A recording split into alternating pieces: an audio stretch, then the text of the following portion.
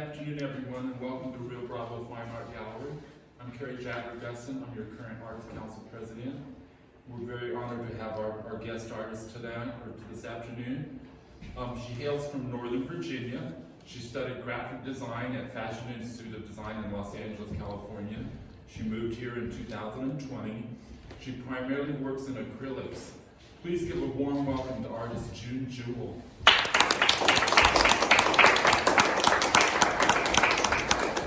Thank you so much, Jagger, and to the Arts Council for having me today.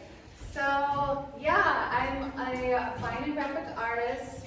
I moved here from Northern Virginia, as you said. Hi, this is a self-portrait that I did of, well, obviously myself, and my daughter Daisy, and my son Calvin. So this was in high school. I was doing lots of different types of mediums. I was very inspired by my art teacher, Kay Anderson, and she was very supportive of all the work that I was doing and pushing me to do more every day. And by the end of my high school career, I was in her class for 4 periods throughout the day, so I spent basically my entire senior year in her class. And she submitted me to contests, and I was winning, and I was building my confidence, and I was like, hey, I'm actually okay. I'm pretty good. So she really pushed me to, I had always wanted to be an artist, but she had really pushed me to go for that as a career. Okay, go ahead. So, in high school, I went on different tours to different schools, and so finally I ended up going to Fashion Institute of Design and Merchandising in Los Angeles, and I went for graphic design, and I thought I was going to be in advertising and have my work converted into digital representations of things and have them everywhere, and then I soon realized that I kind of hated it, and I wanted to keep my art for myself and have my own drive. So I did study under some amazing designers as teachers, and I learned a lot of things, but mostly the work that I've done, my painting work, has all been self-taught. I had all of my digital classes were really highly inspirational, but it was more of like technique, how programs worked, as opposed to how to design things in the way that I wanted to design them. And then I got a job right out of school at Ignition Print. I was doing movie posters I was living in Los Angeles, and we were doing movie posters. And it was amazing, but then it was a short-term freelance gig, and I had, once that ended, they didn't hire me on. So I was looking for other work, and you can go ahead and go to the next slide. Those were some of the things I was doing. So I was looking for other jobs, and nothing was seeming right. Nobody really wanted my portfolio. And all the work that I was doing for large companies were having 10 plus revisions. And by the end of that work, when I was turning in and finally giving the finished product, it looked nothing like what I wanted it to look like. It had no longer had any part of me in it, and it felt soulless. So I hated it and wanted to do my own thing. Go ahead. And so I just did these little paintings as I did other work. I worked as a TV and movie extra, and nanny part-time. I was like, I'm done with art. I'm not going to try to do this professionally. I'm going to do it for fun, in my own way. And so I just participated in some group shows. I was able to do a rent exchange with my roommate. She was also an artist, so she has a huge collection of my work because I was paying her in paintings. This is her shoe. And so I was getting little commissions here and there, but it was things that I wanted to do. And it wasn't commercially driven. I wasn't getting paid very well, but I was fine with it because it was the work that I wanted to do and I loved. And then I had all the programs that I had gotten in school. So I had Illustrator, Photoshop, and so again, in my own way, I was finding things to use the technical education that I had learned to in Illustrator to make these kind of nature-inspired illustrations, computer illustrations. And I was just obsessed with them. I was doing like 2 or 3 a day, and I wasn't really sure how to market it, but it was enjoyable for me, so I was still nannying, I was still working in childcare, I was still doing, I was a preschool teacher during that time. This was just for fun for me. But it was animals and things that were around me. And so I was dabbling in other creative mediums as well. So embroidery, the bird is embroidered. Watercolor, which is like other world from acrylic paint than what I was doing. Wood burning, another tool that I really enjoy doing, but I just hardly have the time to do and make the time to do, even though I really would love to do it. And then I do screen and block printing as well as sewing, photography, and then I gather inspiration. Like this is motherhood, things that are around me, pelicans, birds that are around us in our lives, leaves that I found on the ground, inspired by all kinds of things.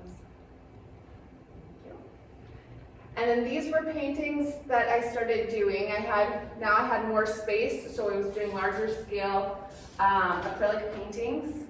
Some of these are 36 by 24, whereas the other ones that I was doing in my apartment in LA were much smaller scale because I had a much smaller space. So once I got to buy larger canvases, I gave myself a lot of permission to do to have fun and to explore different types of subjects and different mostly different animals, mostly different nature subjects. And so these were all animals that were in Northern Virginia, and this one was from my grandparents. An animal that they had in their backyard, basically living off of they lived in Acapulco, Maryland, off the Potomac.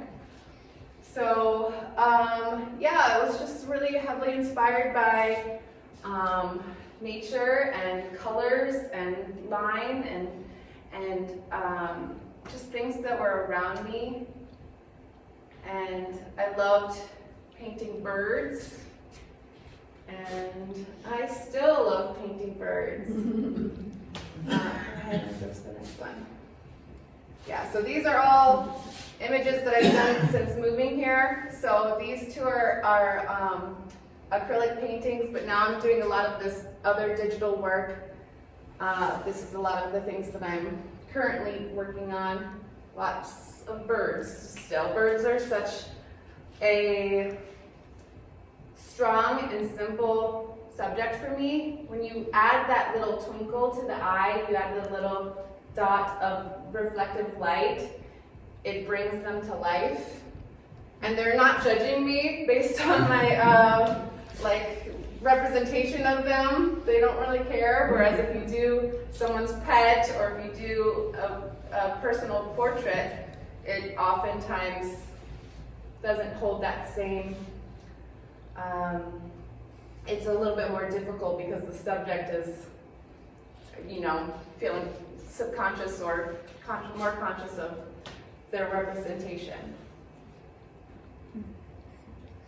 So after I was doing all of those animal portraits in acrylic paint, then I became pregnant, and it was harder and harder to do these detailed works and having the time. I was still working full time up until my son was born, Calvin. And then this is us doing what I did once he was born. This is a little bit later when my daughter was born, but I had this cart full of paints and a canvas, brush, sometimes a palette knife, and then if you go to the next one, you'll see that I was doing a lot of these more colorful, bright, vibrant abstract works. When I started doing the abstract works, they looked a little bit more cathartic. The intuitive abstract expressionism. So I was just releasing all these feelings and emotions onto the canvas. And they weren't my aesthetic, but it was what I needed to do to get it out, to release onto the canvas. I was dealing with a new role and identity as a mother, which was really difficult for me because I had previously had so much more freedom to do whatever work that I wanted to do, whatever I was able to. And now I had to do it within this time frame while he was sleeping, and I only had so many tools that I could use because otherwise it would get too messy. And we had a small space again, so I had limited time and studio space to use, so I mostly painted within my own living room while he would sit on the couch sleeping or sitting, hanging out with me, reading books or whatever, and I would just be painting right alongside him. He'd be on my arm and he would be driving sometimes where the paint would go because he was pushing me or physically on me in some way. And so that's really been my reality since he's been born. I've always, not always, but typically now I have a child hanging off of me while I'm doing my work.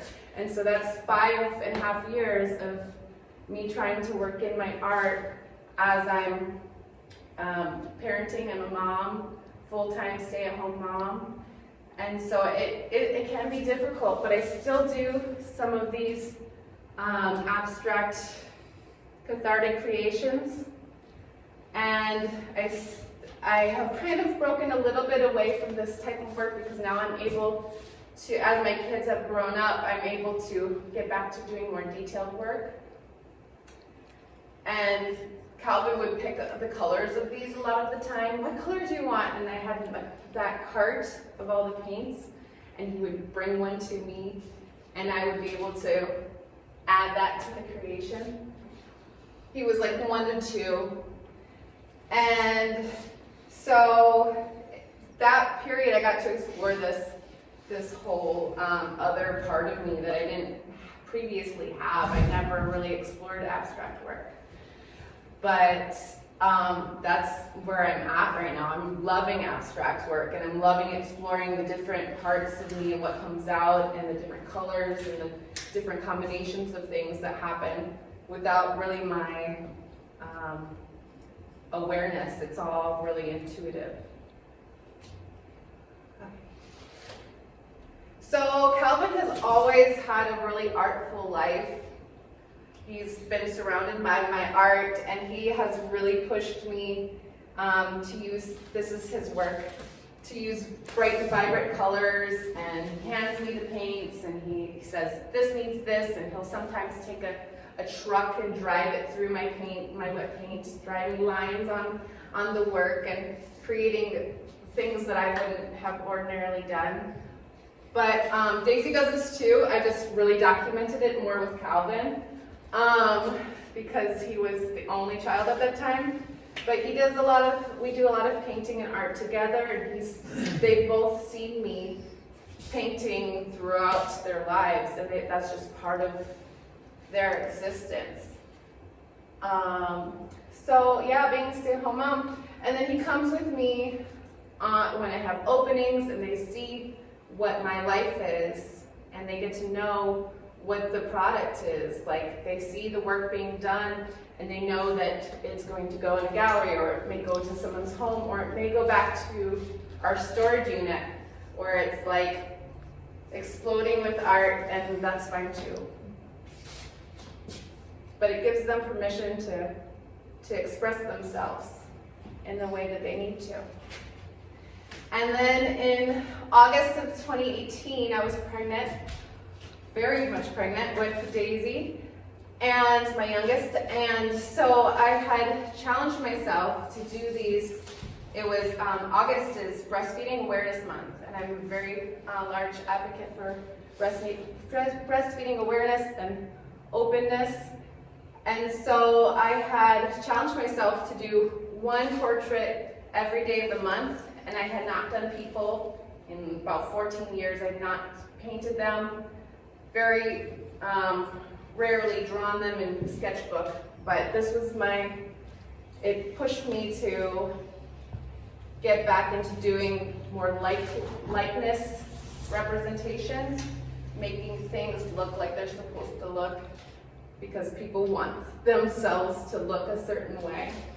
And so during this month, I had actually done more than 50 drawings and gouache paintings.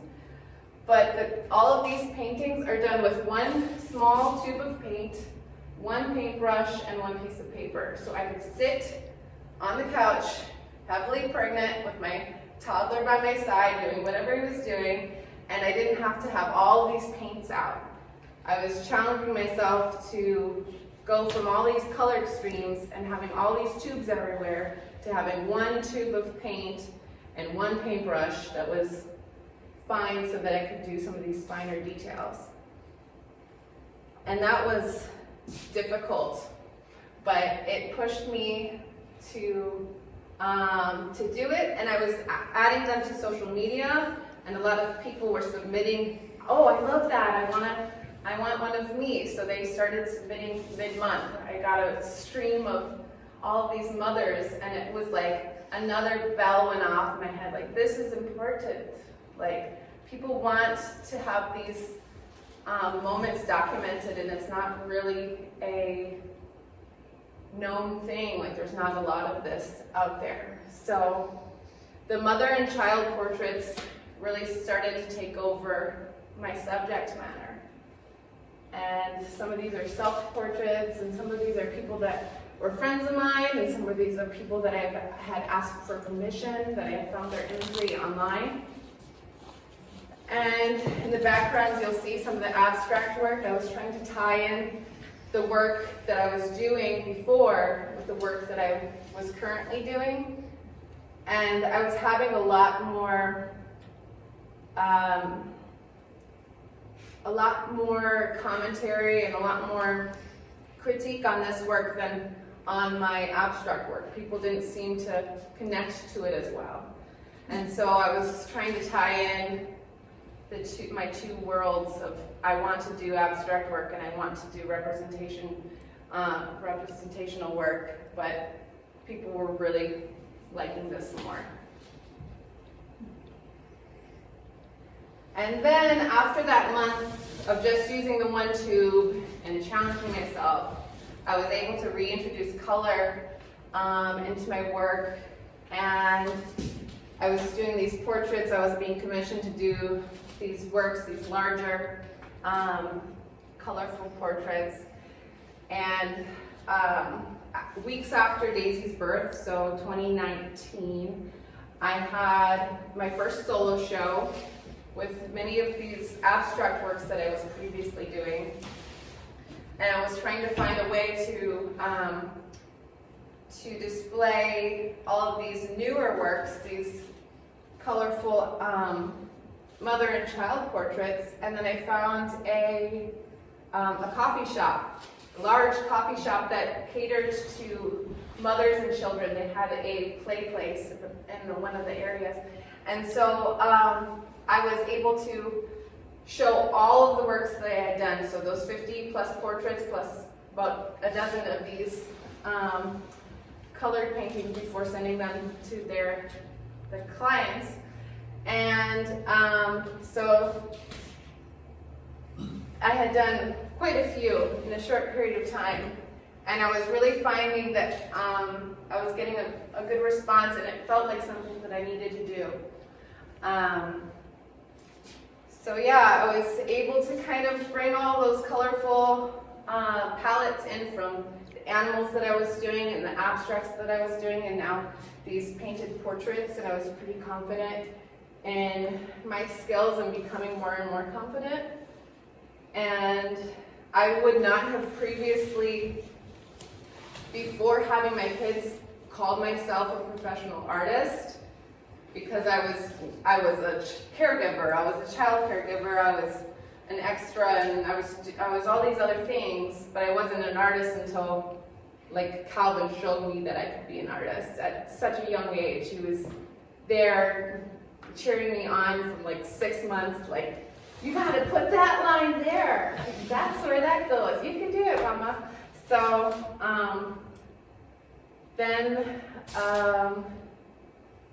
oh, and also another big drive for me to be able to do the work that I was doing was that my mom would be able to come out for the few first months of both of my children's lives. And so that was really helpful also. Otherwise, I would not have been able to gain that confidence in myself that I can both handle my children being there and working at the same time.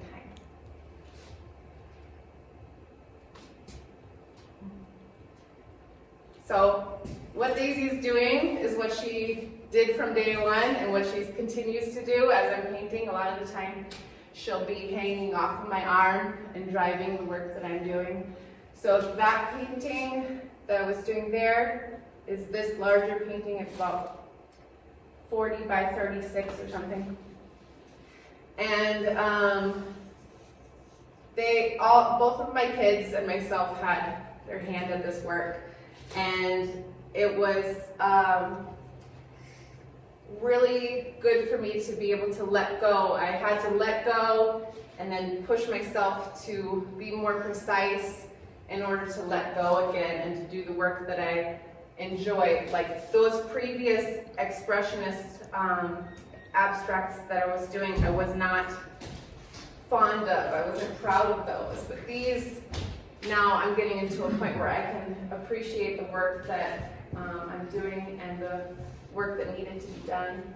And then you'll see too, like Calvin participating, my colorful walls at my old home.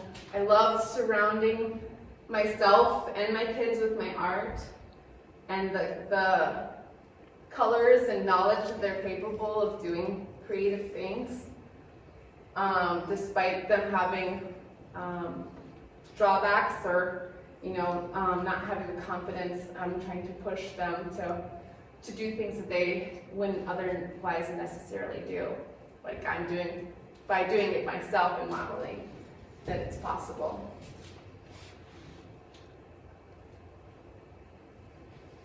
So at the beginning of the pandemic, I was doing these painted portraits, and I was having to send them to foreign countries. I was fortunate enough to be able to have clients that were in France and in Canada, and I was looking for a way that I did not have to have direct contact with the art that I was making. So I got an iPad and started doing these custom digital portraits. And same subject matter, but it was much easier for me to sit down with my kids while I'm doing it and to send it via email, and then the client could print them off.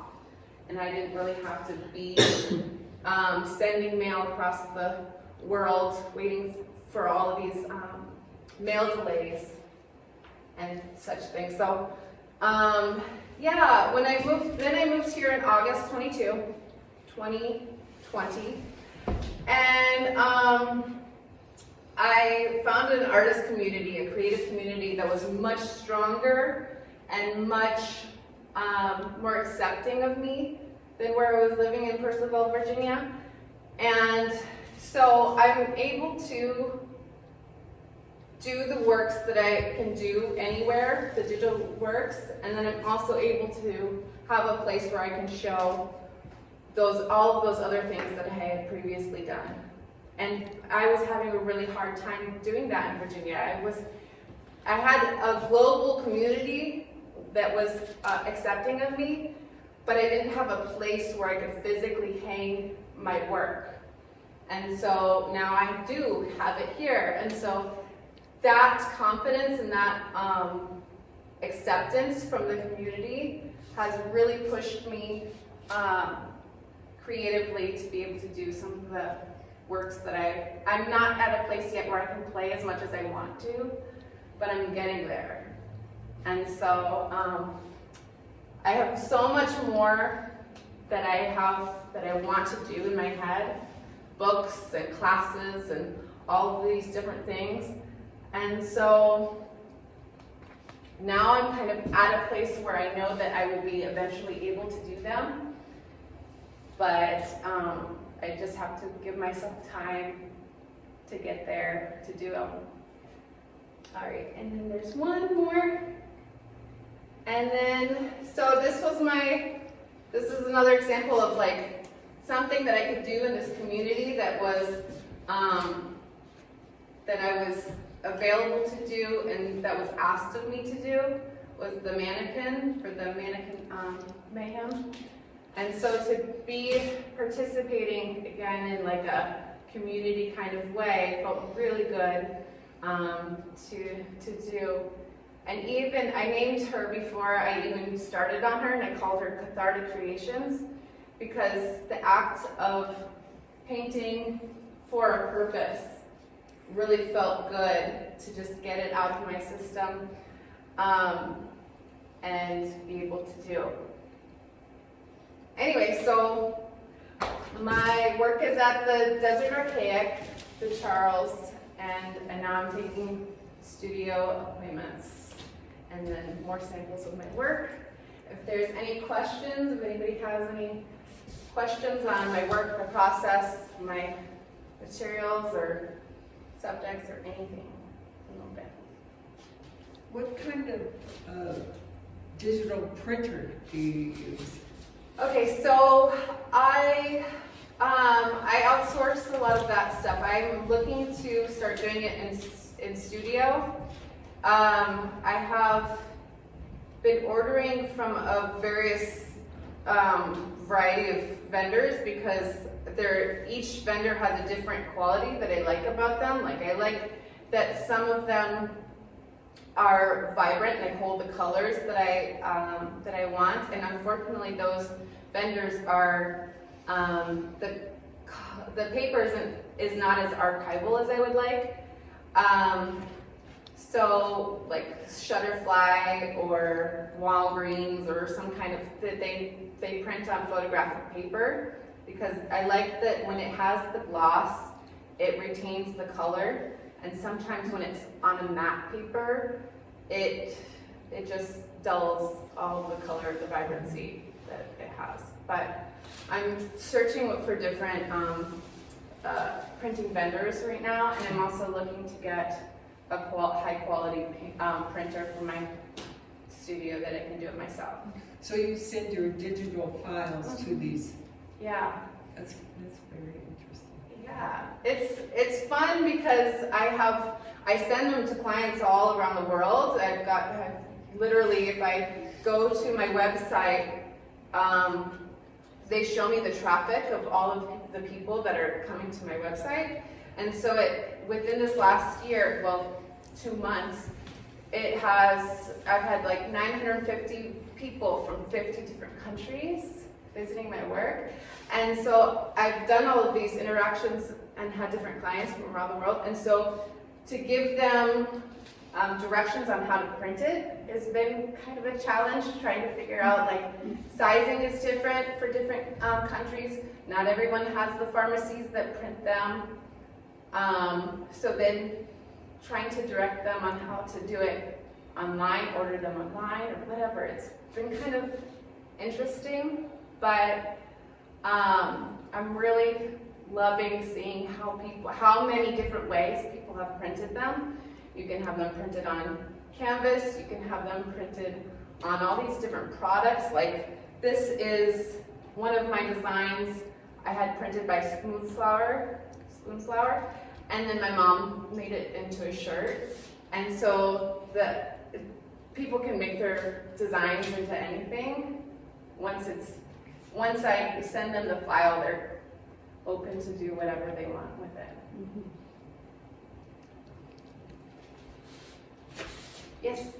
How would you describe your, like with your portraits and the animals, how would you describe like their relationship to a perfectly realist portrayal of those things? You're obviously totally not abstract at all, but they also seem like your interpretation. I would say they're kind of like midway. They're not realist, but they're also not completely abstract. I've never really had to explain it that way, so I would say it's kind of up to the interpretation of the viewer. Like if it feels feels more abstract to you. I just think of my work as being kind of fun and colorful, and so it's just June. It's just the way that I do it. It's not, it's inspired by a plethora of different creators and art pieces that I've seen over my entire life. So it's difficult whenever anyone asks me to explain any of my work because it comes from so many different places in my life, but hopefully that's adequate. I don't know. Well, I think you're right. I think that it's like in June, because it's like just the like in an animal portrait, it's like just like the relative size or shape, like your take on like a deer, you know what I mean? Some people, but it seems like unique, yet there's been so many deers created over time, yet you somehow seem to have like come up with one that is still a unique way. But June. also, like some of my works find themselves to be different from each other. Like I can do a deer 100 different ways because I had in my sketchbooks when I was living in Virginia, we had deer in our backyard, and I was drawing them in different techniques, trying to find. A lot of professional artists say you have to find like your style in order to be successful, and I have a few different styles, so I don't know if that's holding me back or what, but I have found in a way a niche with the mother and child portraits. But that's a good thing to say too about the digital portraits is that they're very precise, and it's basically a copy of the photograph reference.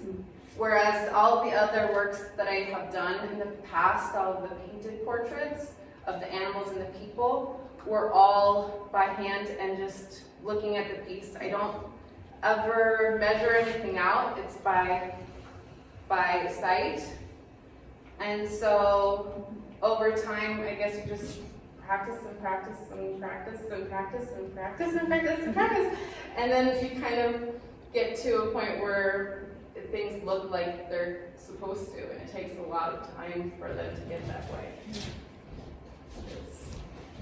If anybody ever comes to me and says, I can barely draw a straight line, it's like, well, neither could I. You know, you just have to want to. So, anyway, all right, any other questions, anyone? Yes? Well, you can really see your background in graphic design in your work, especially the nature, the animals, with these repeat patterns. Are you using computer technology, like you were saying, Adobe software, to repeat patterns, or? With the digital work, yes, and then with the kind of more analog work, the drawings and the paintings and things, I don't, but I do use that kind of graphic eye for those things. So where is this supposed to go and how, and I don't utilize the skills as much as I could. Like I don't always refer back to, you know, different compositional techniques and color and theory and all of those things. But I definitely, I mean, over time, I guess just have grown accustomed to utilizing all of those references that I've seen, all of the artworks and things that have inspired me over time to kind of help me, guide me to what I do. So I think, yeah, like I think I do have a lot of graphic elements in my both my digital work that kind of carry on over to my painted work. It's just kind of, it's not intentional. I think it's just intuitive. It's just part of my nature, part of like, you get to a point where you just do things because that's what you do. I don't know how else to explain it. Hopefully that helps. The emotion of the mother and the nursing child, do the people that you do it for, do they sense that that's captured? I hope so, and yeah, a lot of the time they'll say, well, like if when I was doing the painted works, it was more of a sense of like that I had to capture it. Whereas when I do the digital works, I feel like it's already there. I have to make sure that the reference is going to be clear enough for me to be able to capture that before I can start. So, whereas with the painted imagery, I have to just do more magic, kind of, in order to get it to a place where it captures that essence of the bond. And I wouldn't do it for someone who was going to be snarky about it. I feel like everyone who has come to me and wanted a portrait done, they've seen all my work and hopefully really want it done based off of what I've done. So. Yes. After moving to the Southwest, from the East Coast, do you feel your sense of color or design has been influenced by the new climate?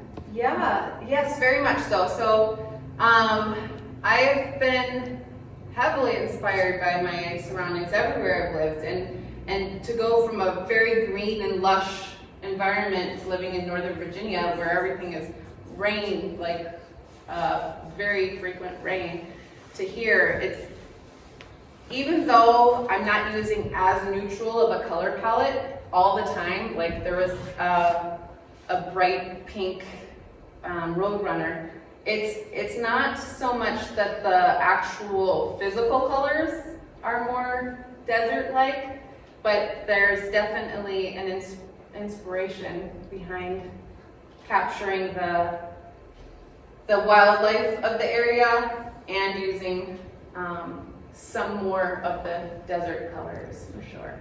And it's just, even in being in the environment, a different environment of people that have accepted my work has inspired me to explore other ways that I'm capable of working. So.